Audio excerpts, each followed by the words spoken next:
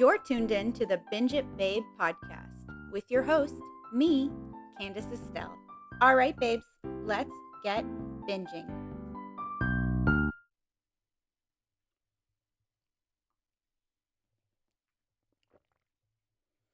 Hey, hi, hello, and how are you, babes? And welcome to October 15th. Now, if you're someone who's watching all of my videos and you're watching them in order, for one, thank you so much for being an angel and for supporting me by, just watching my stuff because it means a lot. Also, you'll probably notice that my lighting has changed kind of as I've gone. And the reason for that is because now that it's later in the year and I live in a more northern area, it's getting darker earlier, but it's also just kind of gray in general. So I'm not getting as much ambient summer light like I'm used to. Some days it's like, oh, the clouds have parted. But, for now, I'm just kind of doing the lights I have in my house and hoping that that works out the best. And so far, it's doing good. So it's October 15th. The air, oh, there's a chill. It's nippy, one would say. And I've got my spooky season mug, which I absolutely adore. It's matching the sweater. We're doing it every single day. I know I don't mention it every single day, but I'm wearing it every day. So, oh, my neck is sore. Okay, so here we are. I've got myself some chai masala and I added a little cinnamon on top, and it's nice and warm and it's keeping me nice and cozy. And today's pick is actually my number 2 pick. This is 2 out of 31. This is the only thing that does not beat out practical magic. And honestly, that's mood dependent. If I'm feeling cute, if I'm missing my sibling, it's practical magic. If I'm feeling a little bit goofy and naughty, but not in a sexy way, but kind of in like a a thrillery way, then yeah, it's the Scream series. One moment. Okay, I'm camera ready. It's the exact same look, but now I don't feel as parched. Here, what is that called? My lips don't feel as dry. There has to be we gotta focus. Oh my goodness, Candace. Focus up, focus up, focus up. Are you focused? I'm not, and I never am, but I'm doing my absolute best always. Okay, so yes, the Scream series. There are currently, at this moment in time, 6 of them. And I'm really going to dive into the first one because not only is it the best, but in terms of the formula, they're all going to follow that formula. I'm also not going to really dive into the newer ones, the ones that happened after Wes Craven passed away, who used to do all of the movies, for 2 reasons. One, the formula stays true enough. Okay, there was something I remember where when I watched the 5th one, I think, where I was just like, no, that's against the rules, and we'll get there. But also because they're so much newer that I don't want to ruin them for you, or if you've got like a teenager you want to share them with, and they're like, Mom, I'm going to watch something from the 90s because I'm too cool, or however children are, and then you can be like, that's okay, this one's from 2002 or 2003, right? And you get our newer Scream Queen, Jenna Ortega, who we adore. She's in the new Beetlejuice. She's in Babysitter Killer Queen. She's obviously in the Scream series. She's Wednesday in the TV show Wednesday. So just in case, if you don't know who Jenna Ortega is, now you've got some information. Okay, so I love this series. And it is a series where even though I now know what is going to happen, I'll still rewatch it. But I can tell you that from the first time I saw them when I was probably like 7 or 8 and I shouldn't have been watching this, to when I restarted watching them again in my mid 20s, I didn't remember who the killers were, especially not for subsequent films. And I remember being like, what? And it's so fun. I love murder mysteries. Even if this is like a horror thriller, who's the killer, blah, blah, blah. It's a murder mystery, okay? We're trying to figure out who a murderer is. That's a murder mystery, okay? I've got my Agatha Christie, glasses on, and I'm ready to solve a crime. And you know who never solves a crime? Never do I guess right. Never. You know why? Because I think about it too much. I think way too much, and then I get convinced that anyone could be a killer because anyone could be a killer. All I'm saying is I'm not a cop for multiple reasons, and I'm not a detective because I didn't ever do cop, so I couldn't get promoted to detective. But even if for some reason I got there, I'd not be great at it. Do I pick up on a lot of stuff? A lot of little things, subtle things, notice this, notice that, 100%. But does my brain then calculate it at any point and go, so like what's the outcome of this? Nah. Because a lot of times I'll just be like, oh, well that guy's suspicious. Maybe he's just an asshole. He's probably just an asshole. Because you know what? Lots of, sorry, not you, Charlie. As soon as I said that, Charlie came down and he meow yelled at me. Hello, my love. Would you like to be on screen for a moment? Would you like to come say hello to your fans? Oh, you're such a big boy. You're such a big boy. What do you think? How do you feel about the Scream series? You've seen it several times in your life, whether you want to or not, huh? Oh, my goodness, Charlie. You're such a good, sweet boy. Look at mommy. Hey, look at me. Look at me. Oh, my goodness. Oh, I want to squeeze you, and I know you hate it, but I love it. I love it. Oh, did I squeeze too tight? You're pretending to gag? It's kind of rude. Okay, I'm going to let you down. Ready? I'm going to put you here. You're going to transport. Okay. Well, I didn't even get a chance to put him down because he flew away. Goodbye, Charlie. I love you. I would say that the other kitten would come visit, but she is napping. Oh my god, having cats. Is there even anything on my face? You can't tell. Also, you wouldn't be able to tell me because this isn't live. I would love to do live ones, but I need an audience first. So, tell your homies, tell your friends, tell your enemies. You know, be like, hey, you don't deserve joy in life, but you're gonna have maybe a little bit of joy, a little bit of this. Or you could show your homies and be like, you could never. Don't explain it. That's totally also fine because I don't even know what the insult is there, but it feels like it was insulting. Just saying. I'm just saying. I'm moving on now. Okay. So yeah, I'm terrible at guessing because everything, I'm like, everyone could do it. And then there are certain times where I'll be like, well, this person couldn't possibly be who it is. Um, and that's rare. And almost always that's not the case. It's like that person's probably chill and then that person will end up dead and I'm like, well, now it's not even cool that I could tell that they weren't the murderer on account of the fact that it didn't take. So let's get moving. Okay. Scream is awesome. It was definitely like this new concept, you know, that came out. Wes Craven, who does quite a bit, but I can't think of anything else. He has passed away at this point, but he did these movies, and this was in the 90s. And so, you know who was a 90s just queen? 80s, 90s queen. You know what? 80s, 90s, 2000s, 2010s, forever, forever in my heart, the queen of queeniness, Drew Barrymore. So this movie starts with Drew Barrymore, who is a star, okay? This woman has been acting her entire life. She is E.T., she's Firestarter, the 80s ones, you know, and then bada bing bada boom, here she is in the 90s. She's at not the height of her fame because I don't think Drew has had a bad period in terms of her fame, you know? But she's at the, like, she's up there, you know, she's in the stratosphere. And she gets on, you know, the whole Scream thing is that you get a phone call and you talk to the killer and then he kills you, right? So he kind of is just like, hey, hey, this feels better than this for some reason. Hey, um, do you want to talk about giraffes? And then the person will be like, I don't know anything about giraffes. I haven't even heard of them. And yes, a lot of the characters do sound like that. Drew doesn't. That's not the point. And then he'll be like, huh, huh, huh. Giraffes have the same amount of neck bones as a human. And then they'll be like, okay.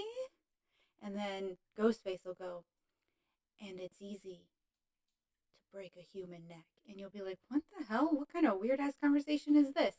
And then they'll be like, well, that's nice to know, but I'm making popcorn and I'm about to have sex with my boyfriend, so I have to go. But like, cool, bye.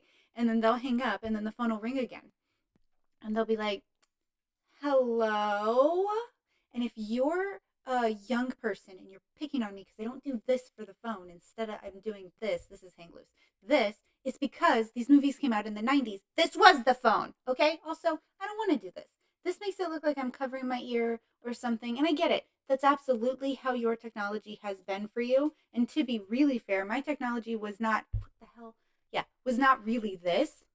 That's also the rock on sign. Okay, there's so many things. Um, but this is the phone that I am emulating. Okey pokey, get on board. Anyway, and then so hangs up, and then Aunt calls again, and he'll be like, I wasn't done having a conversation with you. And then she'll be like, stop it. I don't even talk to you anymore. And then she'll hang up and it'll call back or the line will go dead, blah, blah, blah. And then that person dies.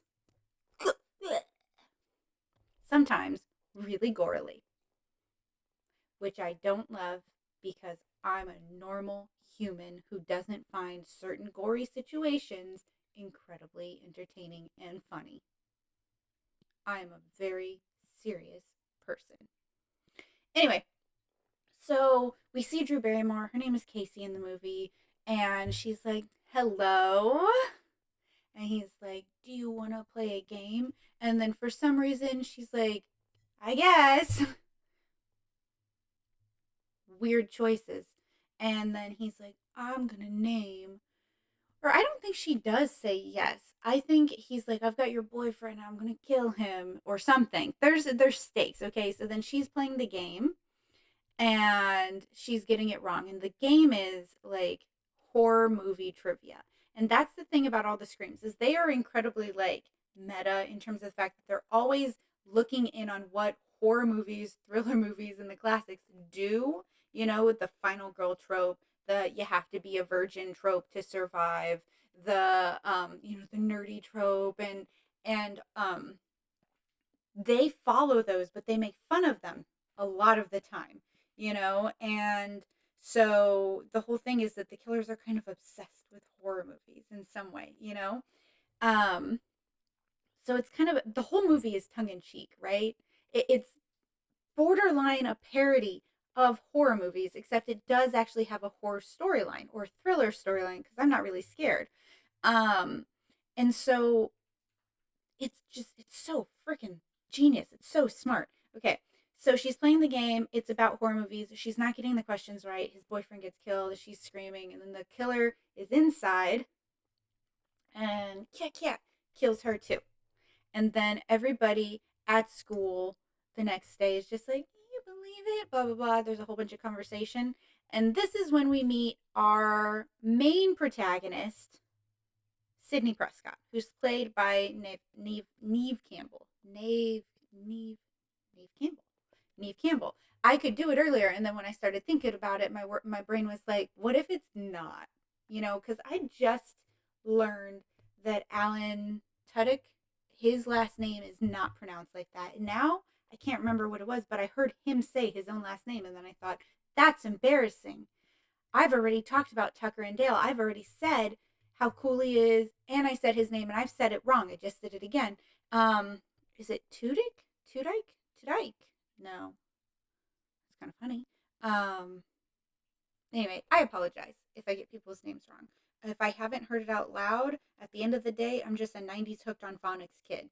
And so if it's not out loud, I'll just read it how my brain understands it. And that's sometimes not great. I can't tell you how long it took me to know that hors d'oeuvres and that hors d'oeuvres BS French nonsense that has made it into English nomenclature took me to put together those were the same thing or to be able to pronounce it. I was an adult. Okay, that's all I'll say. I was an adult. I was a full woman. Anyway, so at school, we meet Sydney, and Sydney's got a weird little backstory, which is basically that Sydney is claiming that this guy, whose name is Cotton Weary, killed her mother.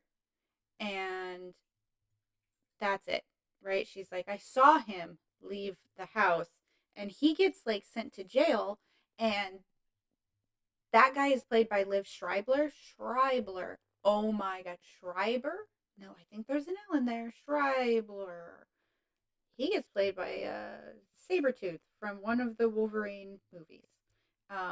Oh my God, I'm losing it. Liv Schreiber? Is there an N in there? Oh God, I never know what's happening in my own brain. That guy. And he also gets out of prison because it's like circumstantial evidence or however that happens. And Sydney is still in high school.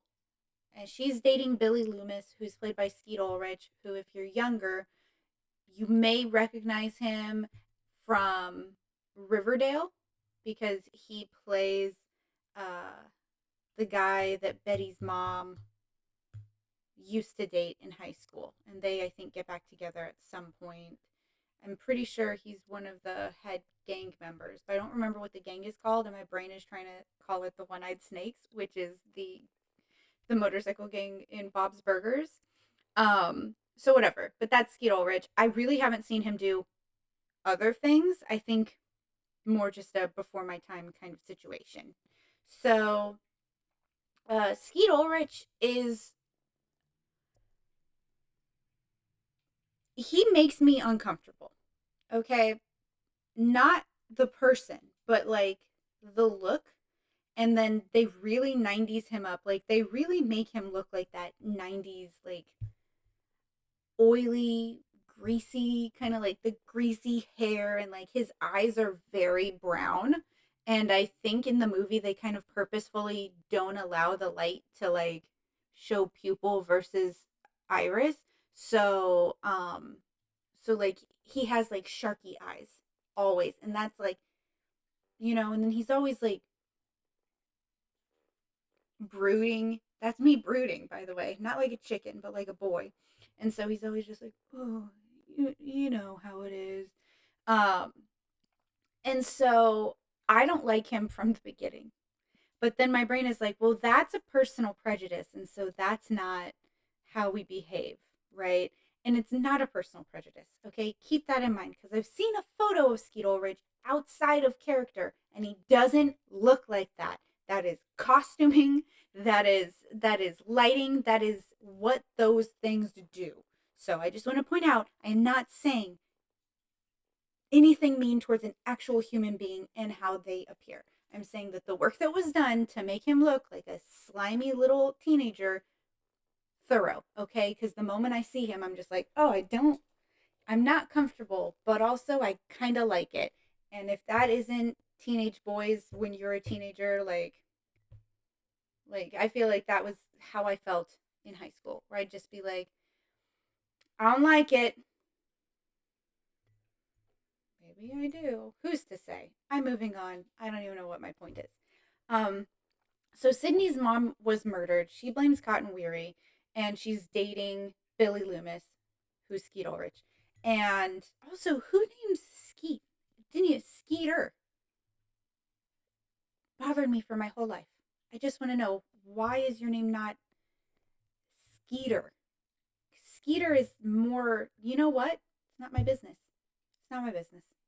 It's an interesting name, okay? That's all I'll say. And for my whole life, my brain always wants to go, it's Skeeter, Skeeter. And I have to look it up and it's Skeet. And I have to go, no, it's Skeet, Skeet. And then now with how social media trends go, I'm pretty sure Skeet is like it was like a trash for Pete Davidson at some point by some interesting individual choices, not Pete's choices, an interesting individual's choice to, oh my gosh, looping it back. I'm looping it back. There's too much going on. Okay. Her mom is dead. She blamed Cotton Weary. Now, Gail Weathers, who is like the town journalist, and she's got that big dream aspirations. She wants to get out of Woodsboro. Oh my gosh, no words sound like real words right now. I am having a crisis. Um, she's like doing these stories, and she gets on the air before the movie happens and was basically like, I believe Sidney Prescott saw Cotton Weary. I don't believe that he's the killer. It doesn't make sense. There's some timing things that don't make sense. He really seems to have been framed. Like that he goes to jail also because they do end up finding like the murder weapon in his closet or something like that. And so bro framed, and he's framed like a nice picture. Okay, they did a good job. And so this new murder comes out, and she's just kind of like, oh my gosh. And then Billy's like, are you okay? And she's like, it's fine. It's just, like with my mom and stuff, and it's difficult. And then Billy's, a teenage boy, so he sucks. So she's just like, it's hard. And he's like, me too. I mean, that's not the conversation, but you get the point. Um, and she's just like, I'm just not ready. Like she hasn't given it up to him because she doesn't feel like it, and he is constantly pressuring her. And then he's like, "What am I, like, not a good enough boyfriend for you?" Like, just gross. It's gross. He behaves gross.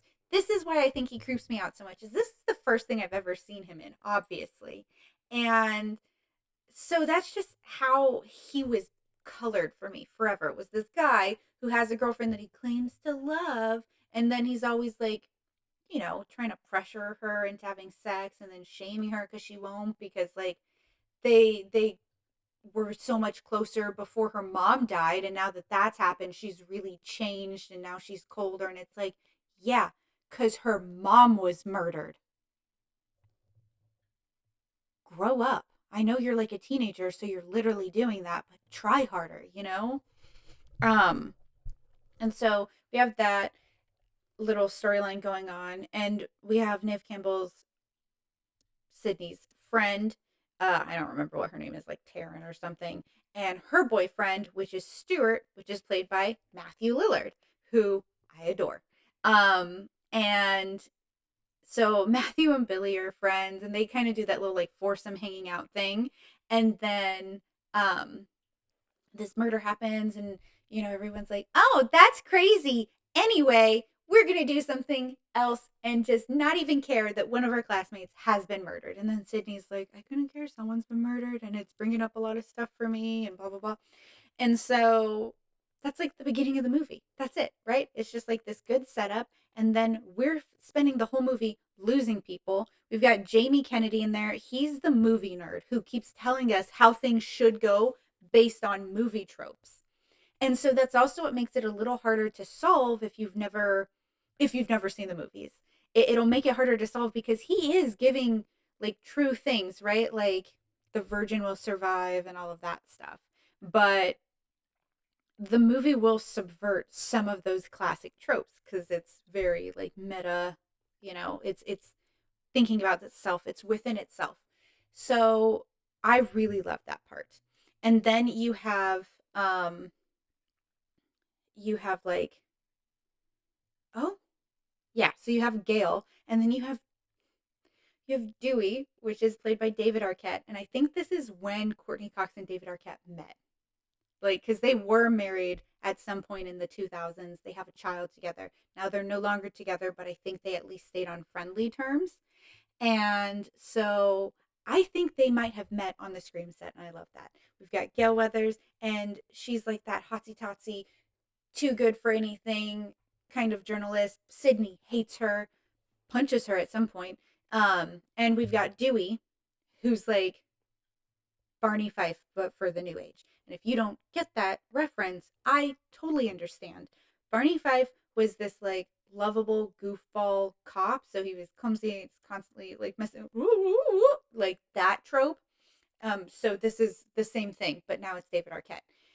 And we've got this like group of friends. David Arquette's sister is Sydney's friend. I'm pretty sure her name's Taryn, but also not positive at all. So he's constantly around the group because as the movie goes along, people keep dying. And Sydney's getting really scared, and then she gets the call. She's able to get away from Ghostface, and she swears it's Billy, because she's like, there's no other way that, like, he was in my room. He was trying to, like, have sex with me, basically. And he's just like, I'm your girlfriend, Sid. Or boyfriend. That's how that works. I'm your boyfriend, Sid. How could you do this to me? You think I'm the murderer? Blah, blah, blah, blah. Super. And then I was just like, oh, I bet that feels terrible. And she's so confused inside. Her father goes out of town. And we just don't see him until the end of the movie again. Okay. It's killer time. So fast forward, if you don't want to know who the killers are for this movie that's 28 years old. Billy is the killer. Okay. But here's where the Scream thing has a big twist that I forget every time I watch a new one, which is that there's always two killers. I almost went like this. That's four. Two killers. I want to use both hands. Two. Okay. There's always two killers for the Scream series. And that is how they manage to not get caught all the time, because when one of them does get caught, the other one will go complete a murder, and then you're like, obviously it couldn't have been you because you're sitting in jail, because there's only one murderer allowed at a time in the world. No. So he's in jail, and his buddy Stuart, Matthew Lillard, goes and kills someone. I'm pretty sure his girlfriend, which is like Dewey's sister and Sydney's best friend, because I think she wanted to break up with him, or she was annoying, or he was annoyed by her, or something like that. Like something really minor, where he's just like, yeah, man, it's just whatever type of person. And so, God, I feel manic almost. I just,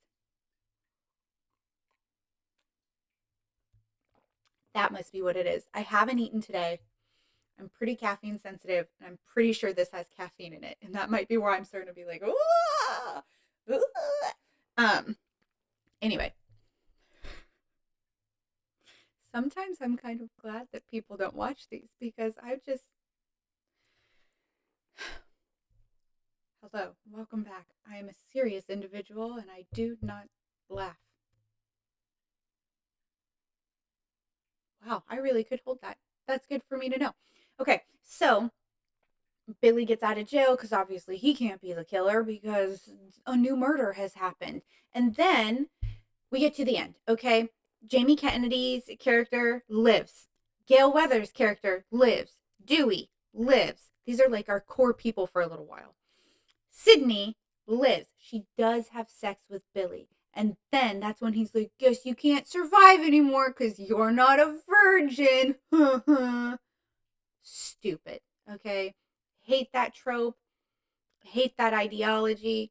Also, she does survive. She never doesn't survive. I'll give you that hint. There is 6 movies, and that bitch survives. And I don't mean bitch in anything derogatory. I mean, like, she is that bitch. Her and Gail Weathers. And I love it. I love them both. And they never like each other. They've got like a frenemy thing where, like, they, as the movies go on, they care about each other. They always have each other's back, but they're not pals really. And then they kind of are. I don't know. I don't know. I love it. It's complex, and I love it. I love it. I love it. It's a little tasty morsel. Sydney doesn't like her because Gail uncovered that Sydney's mom was having an affair with Cotton Weary, and that's why he was at the house, not that that was the murderer. And then she was just like, no, that's not true. And then we find out that's totally true. Sydney's mom had been cheating on her dad with Cotton and other men in town, including Skeet Ulrich's parents, his dad. And then I believe one of them dies, or it breaks up their family or something. And it's Billy, Skeet Ulrich, who figures that out, and that's why he's trying to punish Sydney. So him and Stuart go and kill Sydney's mom as like retribution, and then frame Cotton, another man she's sleeping with, even though he knows she's married, which horrible way to behave. And then, well, all of it's horrible. Cheating, horrible. Cheating with someone, like where you know that they're in a relationship when you know, horrible. Murdering, obviously horrible. I won't rank them though. So Billy and Stuart are who kills Sydney's mom, frames Cotton Weary. Gail kind of had a feeling that Cotton was framed, and Sydney is just pissed that Gail like said all this stuff about her mother. She's like, it's not true, it's not true. It is true, but it is hard to hear, especially when your parent has been taken from you, especially when you're like 16, 17 years old. So they have sex, and then oh my gosh, I feel like a pinball machine. Billy and Sydney have sex. It's towards the end of the movie. You don't really see anything, which is great. It's a fade to black kind of situation. And then we're dealing with Ghostface again. This is before we know that there's two killers. So, Sydney's trying to get Billy out of the house, and he's like, I thought you knew that I loved you. It's not me, and blah, blah, blah. And she's like scared, and so she's pushing him out. And then, the reveal happens. We think we lost Gail, right? Gail's hurt. We see that Sydney's dad was kidnapped by the boys, and he's like gagged and bound, duct taped, and in a closet. And we have Sydney. She's in the kitchen. There's knives, and Sydney's like, no, no, why? She's kind of whiny for being a hero protagonist, like, but also, okay, she's a teenager. It makes sense. And as the movies progress, she ends up just being like, I'm not tolerating this, okay? So, my favorite part of the movie is not even the reveal, it's what happens like during this reveal time, which is that Billy and Stuart are explaining it, right? And basically, Billy's a serial killer because he like has this tragic backstory, because you know how divorce is the worst thing that can happen to a child. And he also is just kind of like a little bit off, right? And Stuart's doing it because he's best friends with Billy and he kind of thinks it's funny. Like, just no reality there. They are both something. I'm not going to diagnose them because I think that's a dangerous thing to do. I also think it's dangerous to make joke diagnoses, because there are people in the world who have diagnoses that like probably aren't that way, you know? Um so they're both off their rockers. They're off kilter. Something's wrong with them. And so they've been teaming up and killing people, but not in pairs usually. And she was like, well, how are you going to get away with this? And he goes, well, Sid, I'm going to kill you, and I'm going to kill your dad. And then Stuart's going to hurt me, and I'm going to hurt him. And we're going to pretend like we're the only two who made it out of here while Ghostface butchered you and your whole family, type thing. And then they start stabbing each other, and Billy stabs Stuart first, and this is the best part of the movie, because I'm pretty sure Stuart's like this, and he's like tensing up, and he's like, do it, man, do it, man, do it, and Billy stabs the guy, stabs him, and he's like, ah, and then Billy kind of laughs. You can kind of see that like manic, that like, like unhinged look in his face, where like he liked it. He liked hurting Stuart, even though Stuart is his partner in crime. And so he's like, oh, God. And then he gets Billy, and Billy's like, ah, that was too hard. And so now they're hurting each other way more intensely than they were supposed to. It's supposed to be like flesh wounds. And at one point, Billy like really gets Stuart, and he's like, this is too deep, man. You went too deep, man. Oh man. And then he's like panicking. He goes, he goes, oh, you went too deep. I'm feeling woozy. It's the best fucking line in the whole movie. It makes me laugh so hard. Billy legitimately creeps me out. Stuart cracks me up. Just cracks me up the whole time. Because after that, when Sydney's finally winning and she's getting the police on the phone and Dewey's going to come and save the day, and I think Gail shows up and also helps save the day. Like, she smacks someone. She's able to get a gun or something to shoot someone. Everyone's a hero, which is great. But while she's like, I'm going to tell the cops, and Stuart goes, are you really going to tell the cops, Sid? And she's like, yeah. And he's like, man, my mom's gonna be so mad at me. And I was just like, what? You have killed like 10 people at this point, including your girlfriend, and that is your like concern? And then, yeah, I think that's when like Courtney Cox comes in and there's shootout and everyone dies. It's phenomenal. Okay? It's phenomenal. It's not supposed to be as funny as it is. I know that. But I also think it is supposed to be funny. I think it is supposed to be like tongue in cheek, like my mom's gonna be so mad at me because they're just friggin' high school teenagers. Um, oh my god, it makes me laugh so hard. Okay, so for that and the other, in 5 out of 6 movies, Nev Campbell reprises her role. Gail Weathers, so Courtney Cox, reprises her role, and Dewey reprises his role. And I will say that the new ones are fine. The older ones are better just because they follow the formula a little more exactly. And in the fifth one, I will give one spoiler, and it's something that severely pissed me off is that they killed Dewey in the fifth one. And I was livid. I was like, absolutely not. No. Like, livid. So the sixth one is the first one where we don't have Dewey. And it's also one where Nev Campbell doesn't come back. And we've shifted the focus from Sidney Prescott to Jenna Ortega's character. And I find that it's fine. It's like it's for the new generation. But killing off Dewey made no sense.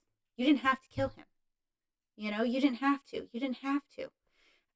We lose favorites as we go. Like sometimes people make it a movie or two, but we end up losing them. Like Jamie Kennedy gets murdered at some point because something happens where now he's part of the, you know, he's part of the cycle of like horror movie rules.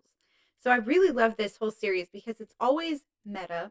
It's always tongue in cheek while still being decently like on your toes. What's going to happen next? Who is the killer?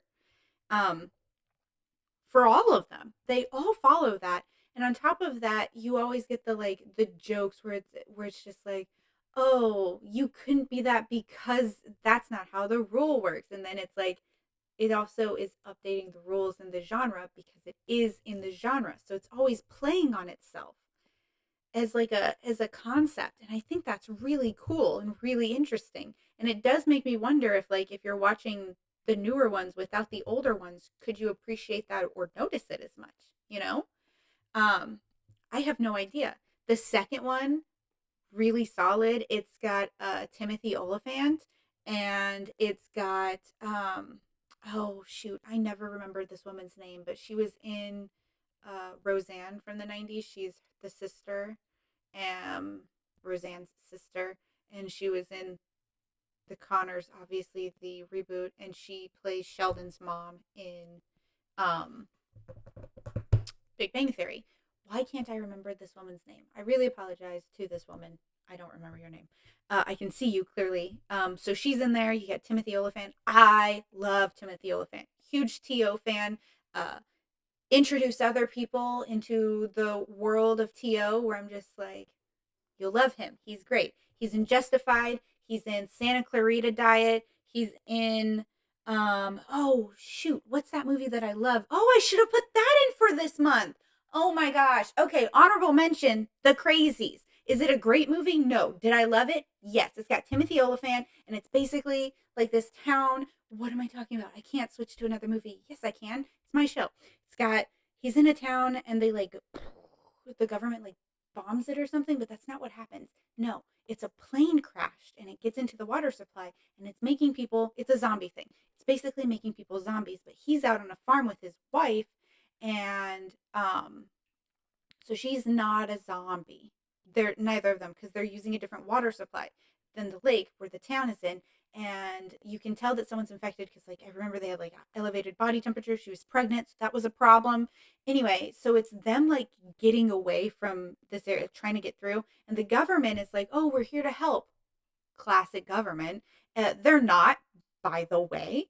And they're like taking people and they're putting them on buses and they're like safe, not safe, blah, blah, blah. But all they end up doing is just killing everyone. except he doesn't end up on the bus, right?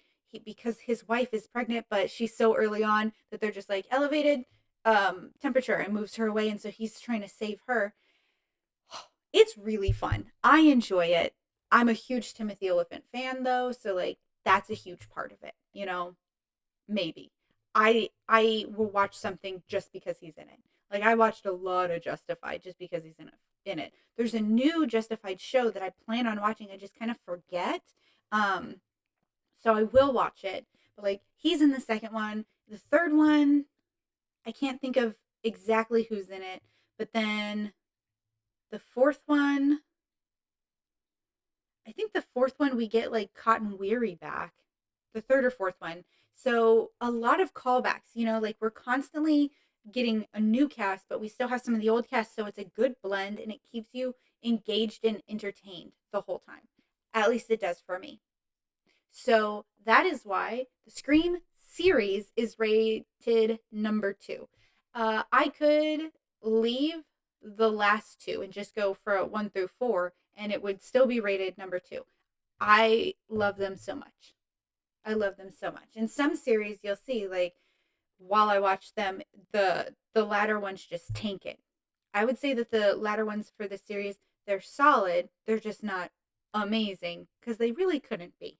The concept is put together. It's formulaic, and if you divvy from the formula, you're either going to ruin the movie or you could make it a masterpiece. And I don't think Scream has hit the point yet where they're trying to play with it that hard.